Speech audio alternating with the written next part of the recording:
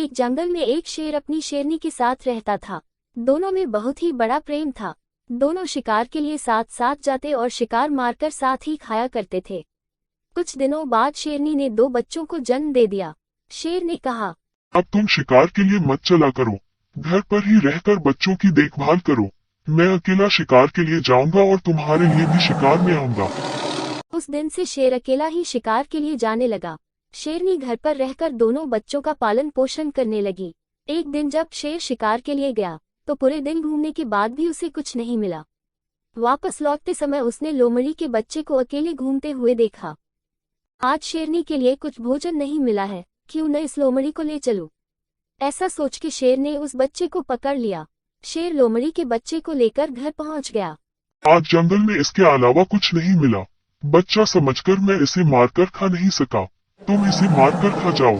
शेरनी बोली, जब तुम इसे बच्चा समझकर मार नहीं सके, फिर मुझसे क्यों कह रहे हो कि मैं इसे मारकर खाऊं?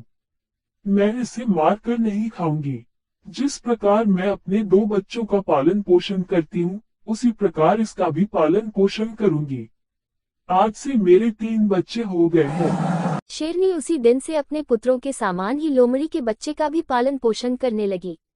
लोमड़ी का बच्चा भी शेर के दोनों बेटों के साथ पलने बढ़ने लगा। जब तीनों कुछ बड़े हुए तो साथ साथ खेलने कूदने लगे। शेर के बच्चे यह नहीं समझते थे कि वो दोनों शेर के बच्चे हैं और ये तीसरा लोमड़ी का बच्चा है। इसी प्रकार लोमड़ी का बच्चा भी अपने को शेर से बच्चों से अलग नहीं समझता था। कुछ और बड़े होने पर तीनों बच्चे एक दिन खेलने के लिए जंगल में गए। उन्होंने एक हाथी को देखा।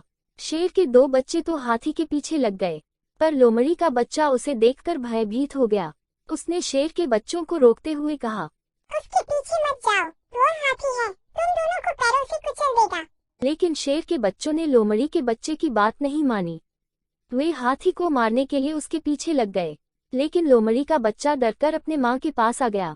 कुछ देर बाद शेर के दोनों बच्चे लौटकर अपनी माँ के पास आ गए। उन्होंने अपनी माँ को कहा कि हमें जंगल में हाथी मिला। हम दोनों तो उसके पीछे भाग गए, लेकिन हमारा तीसरा भाई डरकर घर आ गया।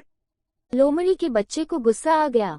तुम दोनों अपने आप को वीर और काया बता रहे हो, हिम्मत है तो आ जाओ, दोनों को जमीन पर गिरा दूंगा। शेरनी ने लोमड़ी के बच्चे को समझाते हुए कहा, तुम्हें अपने भाइयों के लिए ऐसी बात नहीं करनी चाहिए। वे मुझसे तुम्हारी शिकायत नहीं बल्कि सच बता रहे हैं।